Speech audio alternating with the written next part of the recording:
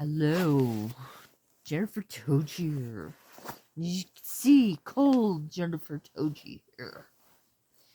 Yes, I have brought down my quilt and my sheet were not enough last night. It got butt cold here in Butt, Montana. Yes. Um yes it did.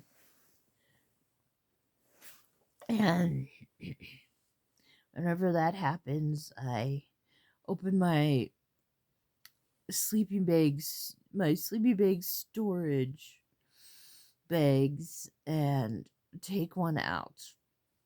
Mhm. Yeah. One good thing when you buy a sheet set, you get a bag with a zipper from Walmart. And that's where I store my sleeping bags. Yes. Um yes. But this is my number 14 of 31 Days of Horror. I'm gonna catch up. I'm gonna catch up with everybody's 31 Days of Horror also. Yes. I feel like my dog Freckles that I used to have, chasing her own tail. Ah, she had much more energy than I do though. A little fox terrier basset hound cross. My goodness. And she had a little corgi in her too. Oh my goodness. I want some corgi and fox terrier in me. Yes, I do. Um oh, um but I'm doing a movie from Tubi today. Thank goodness for Tubi. And it's wonderful horror food because I loved Attack of the Killer Donuts. Yes, but I've already reviewed that. So today I am doing Inhumanwich. Yes, the tale of the killer Sloppy Joe. I know it's a comedy sci-fi, but I just wouldn't be me. I would not be Tochi if I didn't have some comedy and sci-fi in there. Because I love me some sci-fi and I love me some comedy. And I love me some comedy horror. And I've got to be me. I've got to be me.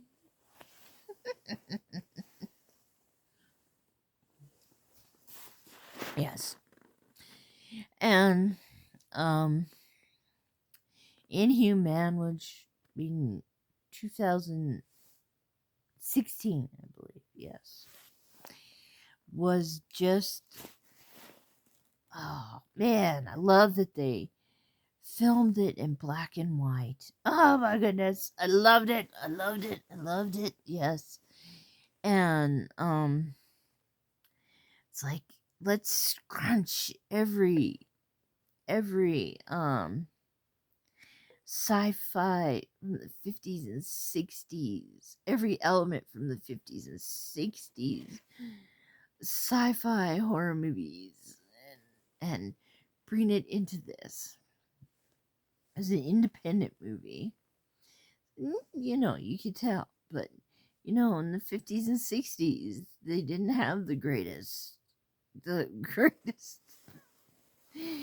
greatest means, so they were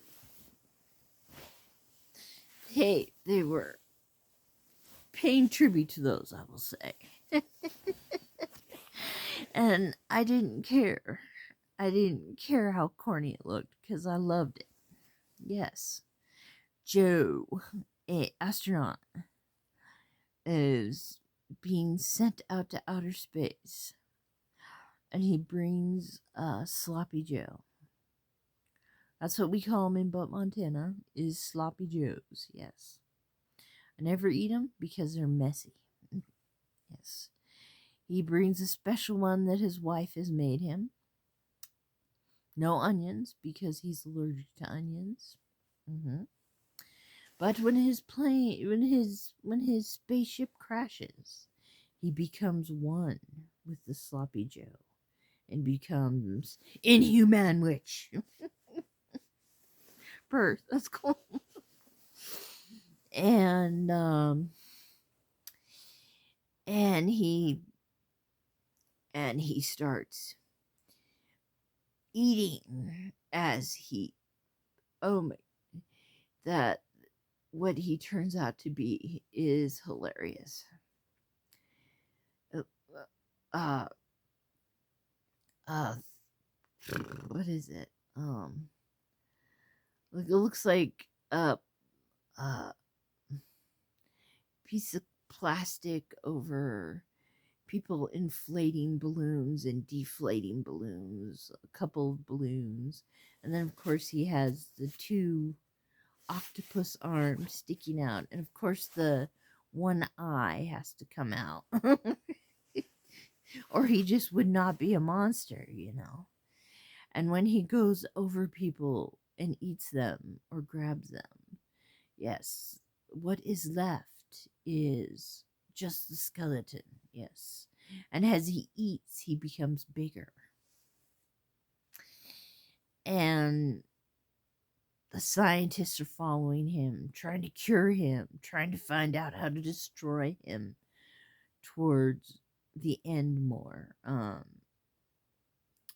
Yes, and oof, and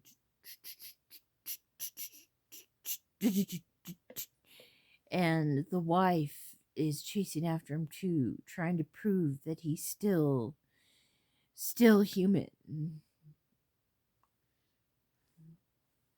Yes, but she reminds me of me.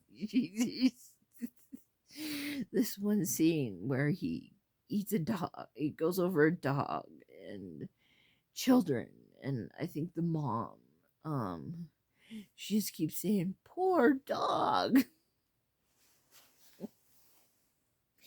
Which now, after watching this, I think, damn, that makes me feel real stupid. I am going to watch the rest of Killer Clowns from Outer Space because I've only watched to the part where the killer clowns